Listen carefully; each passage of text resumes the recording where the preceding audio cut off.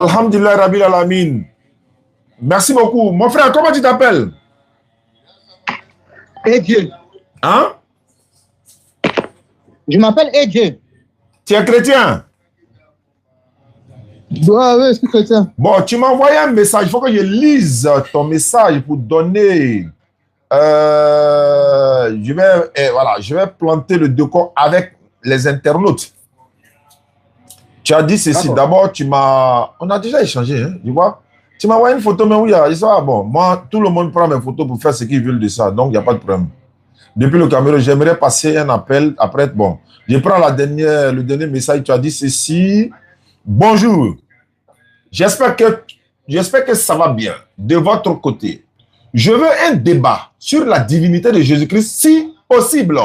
Et quand on s'est appelé aujourd'hui dans la journée ou pendant que tu étais à la cuisine, je t'ai dit, mais pourquoi vous aimez toujours le thème de Jésus est Dieu, Jésus n'est pas Dieu, Jésus est Dieu, Jésus n'est pas Dieu. J'avais l'habitude où j'ai dit souvent comme ça, si vous voyez que vous vous accentuez, si Jésus est Dieu, il n'est pas Dieu, c'est Wallah, c'est qu'il n'est pas Dieu. Pourquoi venir toujours défendre que quelqu'un est Dieu? S'il était déjà Dieu là, c'est fini, mais ainsi va la vie. Ça c'est un. Deux, moi je suis partant pour tous les thèmes avec vous, hein. Mais j'aurais souhaité, et je souhaite, je profite de l'occasion, ceux qui nous suivent à travers le monde, les chrétiens surtout, ceux qui peuvent venir à l'espace Figayo pour venir échanger avec nous, ils sont les bienvenus. Ceux qui ne peuvent pas venir peuvent proposer des thèmes. C'est les thèmes contradictoires de l'interreligieux, dans la sagesse, par la sagesse et la bonne exhortation. L'islam et le christianisme, laquelle des deux religions est la vraie, la meilleure, la bonne, que un neutre ou un païen doit choisir? L'islam et le kémitisme, l'islam et le paganisme, l'islam, c'est-à-dire l'islam fait face à toutes les religions. L'islam et le judaïsme, l'islam et le bouddhisme, l'islam et le brahmanisme. L'islam est là pour défendre. Allah il dit, il a envoyé son messager avec la religion des droitures pour la placer au-dessus de toute autre religion en dépit de la version des associateurs ou encore des mécréants. Donc l'islam est venu présenter, elle est la meilleure de toutes les religions. Donc si vous avez votre religion, vous venez la comparer à l'islam. Mais comme vous dites Jésus est Dieu, ça va se savoir. Donc mon frère du continent, je te donne la parole. Comme c'est toi qui as donné le thème, les auditeurs t'écoutent. Bagnon, nous t'écoutons. Alors? Allons-y, tu as la parole. La Bible est là, elle est ouverte. Ok, d'accord. Merci bien. Bon, déjà, je vais prendre note. Il faut... vous m'écoutez? Je t'écoute, hein, je t'écoute. Ok, d'accord. Le débat est basé sur la divinité de Jésus. Comme tu l'as dit. Le débat est sur... Oui. Pourquoi le débat vient sur la divinité de Jésus? On cherche à savoir si Jésus était un être divin ou Jésus n'était pas un être divin. C'est ça le débat. On t'écoute. Donc, durant le débat, je vais essayer de prouver, selon ma Bible, que Jésus est un être divin. Et toi, tu vas essayer de me prouver qu'il n'était pas un être divin. Qu'il était uniquement humain. C'est ça, non? Il n'y a pas de souci. Voilà. Bon, on va commencer. Est-ce que tu crois au verset de la Bible? Tu me demandes si je crois au verset de la Bible. Oui. Laquelle des Bibles tu parles? C'est de quelle Bible tu parles? Non. Attends d'abord. Là, tu veux déjà changer le débat. Moi, j'ai demandé, on est des gens, Alors, en fait... La Bible, en fait, il y a les textes originaux. Tu me comprends? Je t'écoute, hein. Oui, il y a les textes originaux. À partir des textes originaux, plusieurs personnes ont traduit la Bible. Donc, il y a eu plusieurs versions à partir des textes originaux. Si tu veux, on remonte même aux textes originaux pour que tu ne dises pas que la Bible, quelle machin, on peut remonter aux textes originaux. Comme toi, comme je n'ai pas habitué de débattre avec les musulmans, quand je prends une Bible, peut-être un Coran en français, ils remontent à me dire que non, si tu veux comprendre le Coran, il faut lire le Coran en arabe. C'est ça, non? Je dis, tu parles de quelle Bible? Voilà. La Bible en général, la Bible populaire la plus utilisée. On peut prendre la version 8 secondes. C'est toi qui choisis maintenant. C'est pourquoi j'ai demandé. Pardon? Pourquoi? Parce que, regarde, moi j'ai 17 versions de Bible différentes l'une des autres. Je suis obligé de demander laquelle des Bibles. Si tu me dis, par exemple, je vais même te poser la même question. Est-ce que tu crois à la Bible des témoins de Jéhovah? Pardon? Est-ce que tu crois à la Bible des témoins de Jéhovah? Bon, c'est une question qui, pour qu'on réponde, je ne vais pas te dire oui ou non. Les témoins de Jéhovah, témoins de Jéhovah, attends, je parle. Avant de créer les témoins de Jéhovah, avant de créer ça aux États-Unis, c'était un groupe de personnes qui ont d'abord utilisé la version, une seconde, mais se sont rendus compte que selon la version une seconde, Jésus est Dieu. Et ça ne fait pas partie du message qu'ils voulaient faire passer. Ils ont donc décidé de traduire la Bible en intégrant le nom de Dieu par Yahweh partout dans l'Ancien Testament comme le Nouveau Testament. Ils ont voulu changer et mettre Yahweh pour faire sortir les interprétations. Ils ont refusé d'utiliser la Bible qui était déjà disponible. Est-ce que tu crois à la Bible des témoins de Jéhovah? Justement, c'est impossible de croire à la Bible. Alhamdulillah. Voilà pourquoi quand il te dit de quelle Bible tu parles, tu dis non, ils sont en train de changer le sujet. C'est votre Bible. Bon, quelle Bible tu veux qu'on utilise pour... Parce que moi là, je te préviens, moi j'utiliserai toutes les Bibles. Toi, tu peux utiliser... Puisque nous, on n'a pas plusieurs courants. C'est un avantage en fait. On n'a pas plusieurs courants, on a un seul courant. En fait, ok. Déjà, il faut être honnête, tu vois un peu. Déjà, il faut connaître. L'histoire des témoins de Jéhovah est connue et partout. Tout le monde connaît l'histoire des témoins de Jéhovah. C'est un groupe de personnes qui ont refusé d'utiliser la Bible courante qui existait. Ils ont trouvé la de toute façon, ils ont les Bibles. Ça, c'est plus ton problème. Ils ont les Bibles. Moi, je vais utiliser toutes les armes qui sont à ma possession. Allons-y maintenant. Ah, d'accord. Voilà. Ok, sans souci. Voilà. Première question sur la divinité de Jésus. Oui. Quand Jésus dit, en fait, il est dans le contexte d'Abraham, il dit qu'Abraham serait réjoui de l'avoir vu. Les gens lui demandent, mais tu n'as pas 50 ans, tu fais comment as-tu pu voir Abraham? Et bien, qu'est-ce qui s'est passé? Jésus leur répond, avant que Abraham fût, je suis. La question n'est pas de savoir si Jésus a existé avant Abraham ou pas. Il faut comprendre ce que Jésus dit. Jésus n'a pas, si c'était toi, Janet, tu aurais dit que avant que Abraham fût, j'étais. Est-ce que tu me comprends? Je t'écoute, hein. Oui, si c'était toi, tu aurais dit avant que Abraham fût, j'étais. Pour dire que tu as existé avant Abraham, peu importe l'endroit, mais tu voulais montrer aux gens que tu existais avant Abraham. Mais Jésus rentre dans le passé, il fait usage du présent. Il dit qu'avant que Abraham fût, je suis. Il se met hors du temps. Hors du temps. Il utilise la même expression et le même nom que Dieu a donné à Moïse. D'accord. Ça, c'est d'un. Attends, on va terminer sur ça. C'est-à-dire, chaque verset que tu donnes, on les décortique et puis on avance au fur et à mesure. D'accord. Tu comprends? Chaque verset que tu vas donner, on va les utiliser et puis on avance. Ok, tu as pris par exemple, Jésus allait dire, avant qu'Abraham ne fût, j'étais. Mais il a dit, avant qu'Abraham ne fût, je suis. Moi, j'allais même dire qu'il n'allait même pas dire, avant qu'Abraham ne fût, je suis. Il n'allait même pas dire, avant qu'Abraham ne fût, j'étais. Il allait tout simplement dire, je suis Dieu. Voilà. Il allait tout simplement dire, je suis Dieu. Il n'allait pas dire, avant qu'Abraham ne fût, je suis celui qui m'avait vu le Père. Il allait dire simplement, je suis Dieu. Là, pourquoi Dieu a dit ça à Moïse? Dieu a dit quoi à Moïse? Dieu a dit à Moïse que je suis. Oui. C'est mon nom. Voilà. Ça veut dire quoi? Voilà. Quel est le sens de ça? Voilà. Quand il dit je suis là, c'est par exemple, je prends par exemple, il a dit je suis, c'est dans Exode chapitre 3, le verset 13 à 14. Mais quand tu progresses jusqu'au 16 à 17 dans le même Exode 3, Dieu dit, c'est ainsi que tu parleras aux enfants d'Israël, l'Éternel m'a envoyé. Après avoir dit je suis, il allait maintenant dire devant que l'Éternel. Et c'est ce qu'on retrouve dans Ésaïe 42:8. Ésaïe 42:8. Je suis l'Éternel, c'est là mon nom. Donc quand il dit avant c'est ainsi que tu parles aux enfants d'Israël, celui qui s'appelle je suis. Ça veut dire quoi? Ça veut dire, tu veux savoir qui je suis, non? Je suis ce que je suis. Oui, mais ça veut dire quoi, Dieu? Je vais leur dire quand même, il faut que je trouve quelque chose à leur dire. Oui, tu m'entends? Janet, sois un peu honnête, sois honnête. Le mot je suis utilisé par Dieu signifie quoi? C'est ce que je suis en train de t'expliquer. Quand quelqu'un rentre dans le passé, il dit que je suis au lieu de dire que j'étais. Pourquoi il rentre dans le passé? Il dit je suis. Il parle de son existence présente. Il est. Il existe. Il est là. C'est lui qui est là. Ce n'est pas l'existence présente. Je t'ai dit que il parle de quoi? Alors explique-moi alors. Il parle de quoi? Oui, justement, Jésus rentre dans le passé. Abraham est arrivé au moins 1000 ans après. Très bien. Je te le concède. Maintenant, le verset que je vais donner, tu acceptes aussi. C'est ça là, le débat de l'interreligieux. Donc, il a dit avant qu'Abraham ne fût, je suis. Il n'y a pas de problème. Mais pourquoi il est descendant d'Abraham? Dans la même Bible, Matthieu chapitre 1, verset 1, voici la généalogie de Jésus-Christ, fils d'Abraham, fils de David, de Jacob. Oui. Pourquoi Jésus est descendant d'Abraham, alors que selon ton interprétation, il a existé avant Abraham, mais en même temps, il est descendant d'Abraham? Explique-moi. Justement, la Bible présente que Jésus s'est fait chair. Le Fils de Dieu On ne s'est parle fait pas de chair. ses faits chair, il n'y a pas de l'existence d'abord. Et tu as dit, Justement, tu as dit qu'il parle il a pris la nature ouais, humaine. tu as dit qu'il parle de son existence avant Abraham. J'ai dit, quand il dit avant qu'Abraham ne fût Jésus, ce n'est pas de son existence physique. Ça s'appelle la présence de Dieu. Ah, et Abraham n'était pas dans la présence de Dieu. Je répète maintenant, la présence de Dieu là, Jésus est dans le Oui. plan, dans la création de Dieu avant Abraham.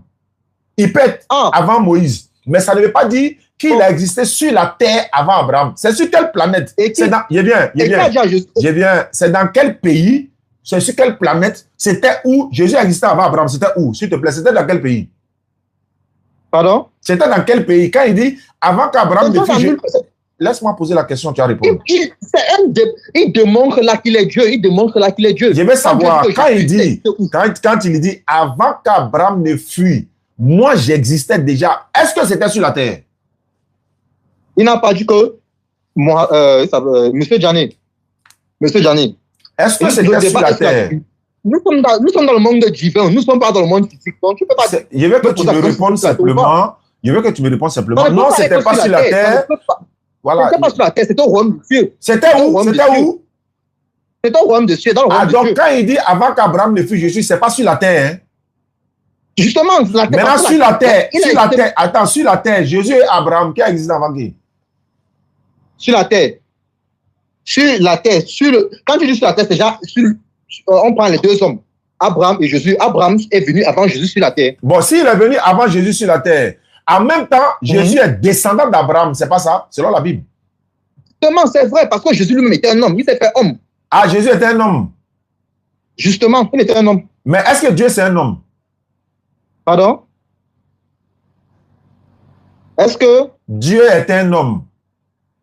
Dieu était un esprit. Mais est-ce que Dieu peut prendre un corps d'homme pour le manifester? C'est pas ma question. Est-ce que Dieu est-il un être humain? Dieu n'est pas un être humain. Dans son essence, il n'est pas un être humain. Est-ce que Jésus est un être humain selon la Bible? Jésus était un être humain selon la Bible. Non, il n'y a pas dit il était. Est-ce qu'il est? Pardon? Je ne suis pas bien. Allô? Est-ce que Jésus était? Est-il? Il n'a pas dit qu'il était. Hein? Est-ce que c'est un être humain selon la Bible? Selon la Bible, Jésus avait double nature. Je n'ai pas dit qu'il n'a pas double nature. Il dit, est-ce que c'est un homme selon la Bible? Oui, c'était un homme, non? C'est un homme. Très bien. Jésus, c'est un homme, mais Dieu n'est pas un homme. C'est pas ça? Justement, je n'ai jamais dit que Dieu est un homme. Je n'ai jamais dit que Dieu est un homme. Maintenant, comment un homme devient Dieu ou bien Dieu devient un homme? Attends, c'est l'homme qui est devenu Dieu. Attends, il veut savoir, c'est Jésus qui est devenu Dieu ou bien c'est Dieu qui est devenu Jésus?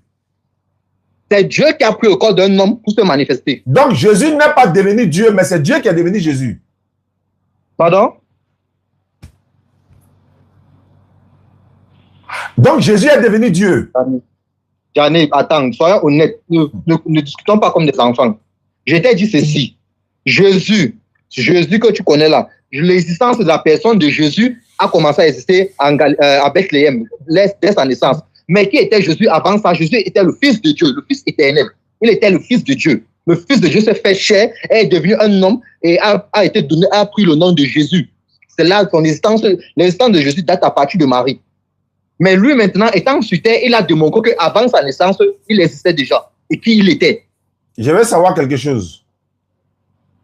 Avant toi, ta naissance là, tu n'étais pas dans la présence de Dieu. Tu n'existais pas auprès de Dieu avant ta naissance. C'est quoi Je n'existais pas auprès de Dieu avant ma naissance. Attends, Dieu ne te connaissait pas avant de te créer. Je n'ai pas dit que Dieu ne me connaissait pas. Alors, je n'existais pas auprès de Dieu avant ma naissance. Attends, je veux savoir. Quand tu dis la présence de Dieu, voici ce qu'est la présence de Dieu. J'arrive. Hein. C'est le plan. Est-ce que Dieu nous connaissait avant de nous créer ou bien il ne nous connaissait pas?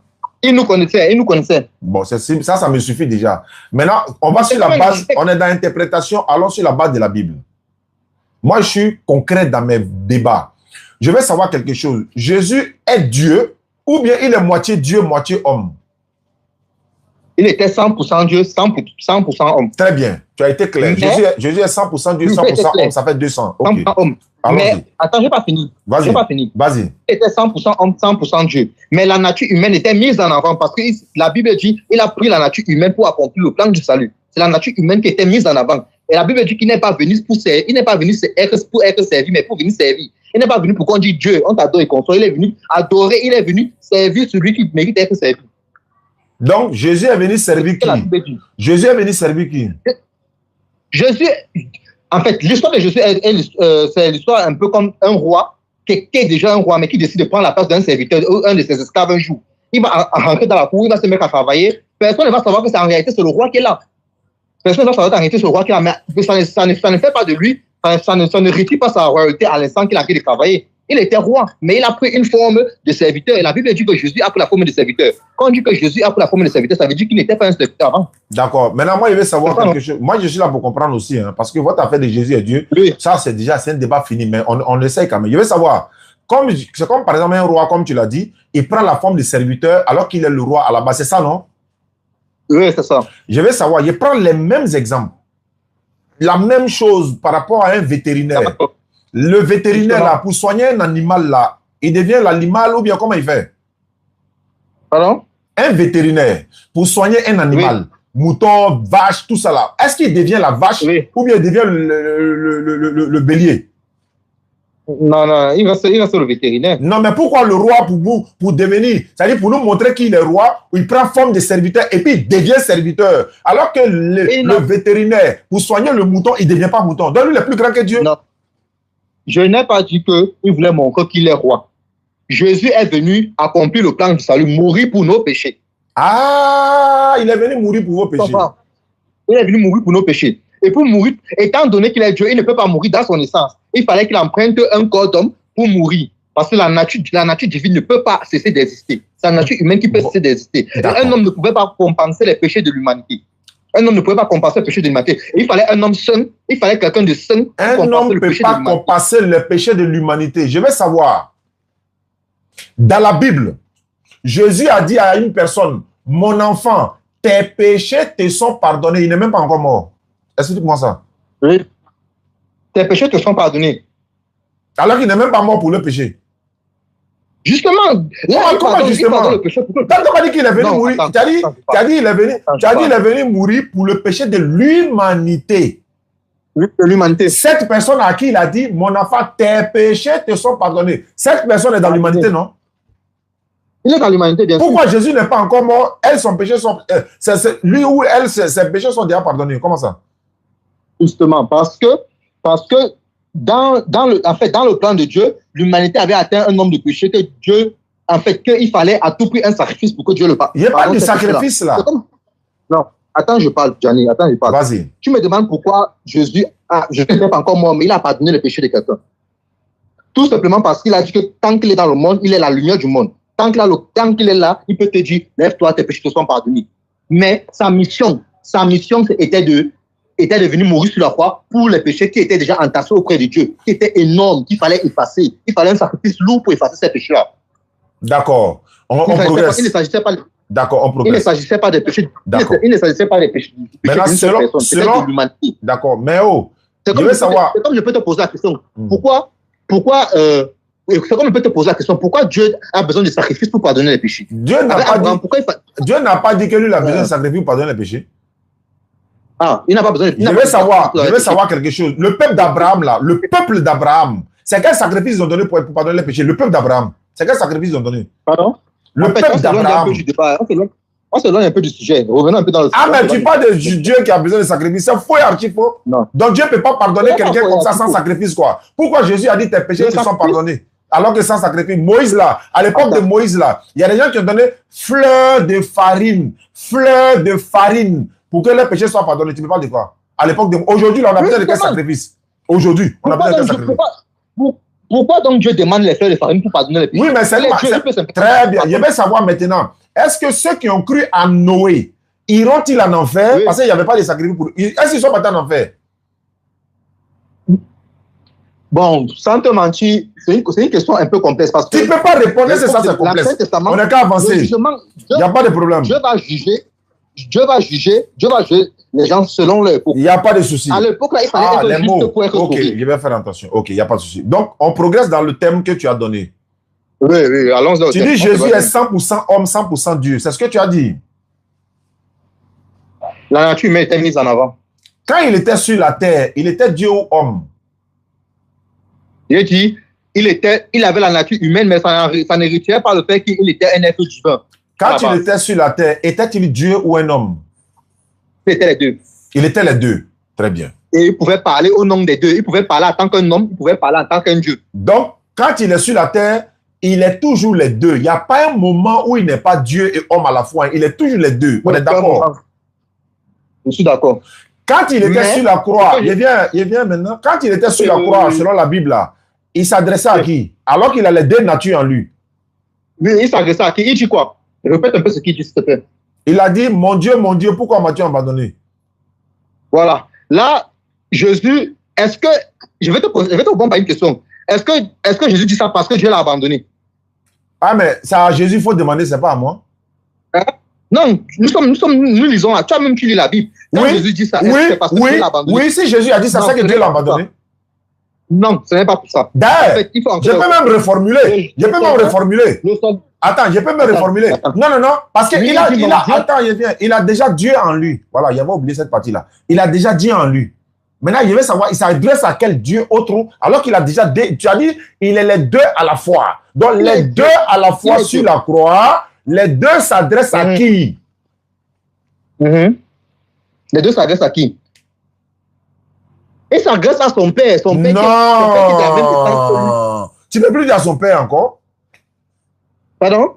Ils sont combien en ce moment? Attends, Dieu et Jésus sont sur la croix. Il y a une troisième personne, qui est le père, quoi. Hein? Dans la nature divine, il y a 3 personnes qui font un seul Dieu. Non. Dans la nature divine, il y a 3 personnes qui font un seul Dieu. Non, tu as dit Jésus est 100%. Tu as dit le 100% du 100% homme. Tu n'as pas dit il y a 3 personnes. Dieu c'est quoi? Dieu c'est quoi pour toi? Voilà le système chrétien.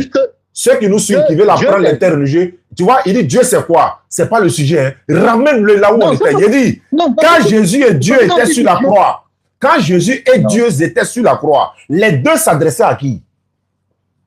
Il s'adressait à son père. Ça fait combien de personnes maintenant? Ça fait 2 personnes, mais non, les deux sont déjà sur la croix. Les deux sont déjà sur la croix, ou bien? Je ne t'ai pas dit que les deux étaient sur la croix. Attends. Jésus dit ceci. Si vous m'avez vu, vous avez vu mon père. Si vous m'écoutez, vous écoutez mon père. Ça veut dire que les deux sont ensemble. Ça veut dire que tu viens de confirmer. Oui, tu viens de confirmer que les deux là, ils sont toujours ensemble. On ne peut pas les séparer. C'est ce que tu as dit, non? Laisse-moi avancer, non? C'est ce que tu as dit, ou bien les internautes, vous pouvez témoigner. C'est ce que tu as dit. Tu dis Jésus et Dieu, ils sont. Il va finir et peut te donner la parole. Hein. J'ai dit ceci. Quand Jésus est sur la terre, il est Dieu, tu as dit il est les deux, c'est-à-dire il est Dieu et homme à la fois. Il a dit quand il est sur la terre, ils sont toujours ensemble, les deux sont toujours ensemble, tu as dit oui. Donc quand ils sont sur la croix, les deux sont toujours ensemble, Jésus est Dieu. Mais comment les deux, Jésus et Dieu sont sur la croix, maintenant les deux là, Dieu et Jésus s'adressent à qui encore? Voilà ma question. Il s'adresse à lui-même. Il s'adresse à lui-même. Bon, s'il s'adresse à lui-même, pourquoi il ne peut pas dire mon Dieu. Mon Dieu ne veut pas dire moi-même. Pardon? Quand on dit mon Dieu, ça veut dire quoi? Il s'adresse à toi-même quoi? Justement, il s'adresse à sa nature divine. Là, c'est la nature humaine qui parle à la nature divine. Attends, quand toi tu dis mon papa, tu t'adresses à toi-même quoi? Pardon? Tu dis? Quand toi tu dis mon papa, tu t'adresses à toi-même? Non. Mais quand Jésus dit mon Dieu, il s'adresse à lui-même. Janné, c'est que je suis en train de faire, on appelle ça la rue parce que je peux te poser une question même sur ton courant. Quand Allah dit que nous avons créé l'homme, il s'adresse à qui? Très bien. Je te réponds. Lui, c'est lui. Lui, réponds-moi. Voilà, je te réponds. Si tu ne connais pas là, Jésus a dit demandez, l'homme vous donnera. Je t'explique. Quand Allah dit nous avons fait descendre le courant et c'est nous qui en sommes gardiens. Le nous ici là. Je n'ai pas. Non, j'ai dit créer. Nous avons créé l'homme. Je suis en train de te dire, c'est le nous là, non? C'est pas le nous là tu parles? Oui. Non, le Coran, je peux comprendre. Dis, nous avons créé l'homme. Explique-moi la partie là. Mais je suis là expliqué, tu ne me laisses pas parler. Oh. Explique-nous, nous avons créé l'homme. Lui et qui? Le nous là, ça s'appelle le nous de majesté, le nous majestatif. Je t'explique. Ça est dans la Bible, ça est dans le Coran, ça est dans la Bible. Attends, ça Je peux parler? Maintenant, je vais regarder, hein, il va accepter. Je peux te poser une question. Quand il dit monsieur, s'il vous plaît, quand il dit monsieur, s'il vous plaît, je m'adresse à combien de personnes?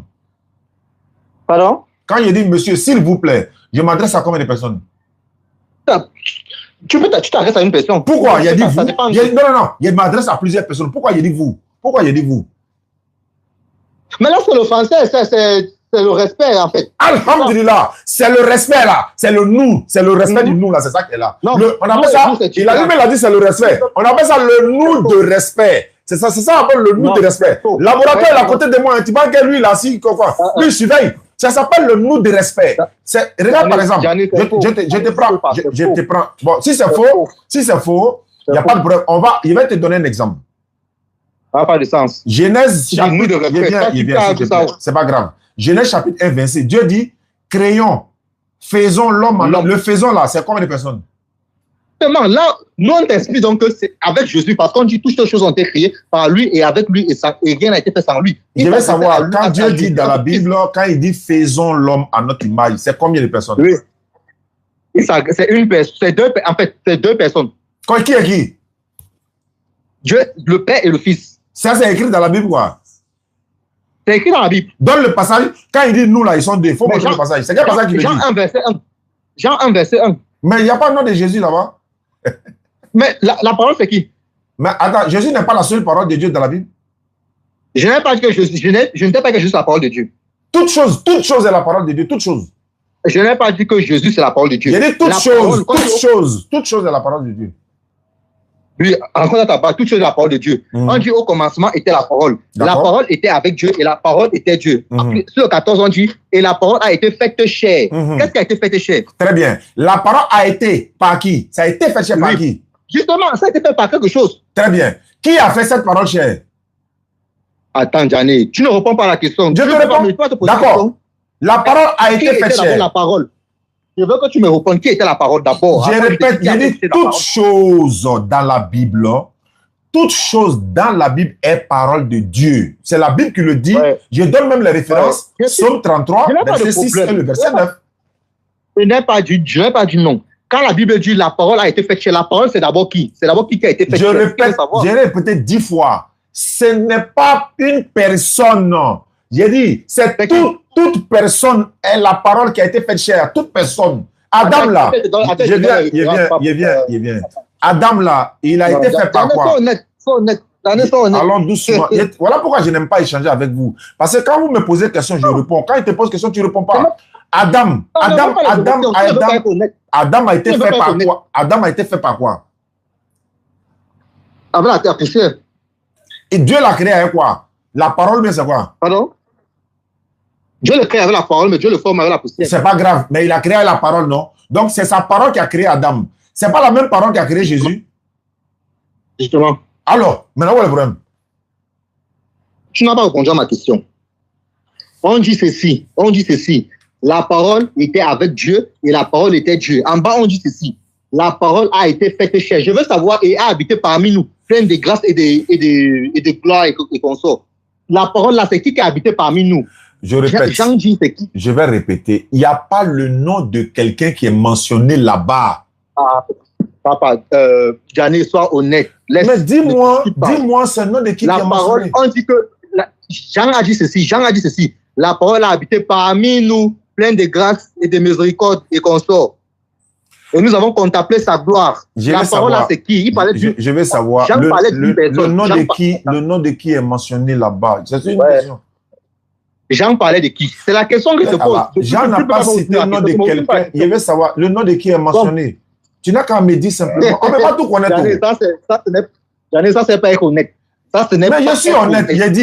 J'ai dit. L'honnêteté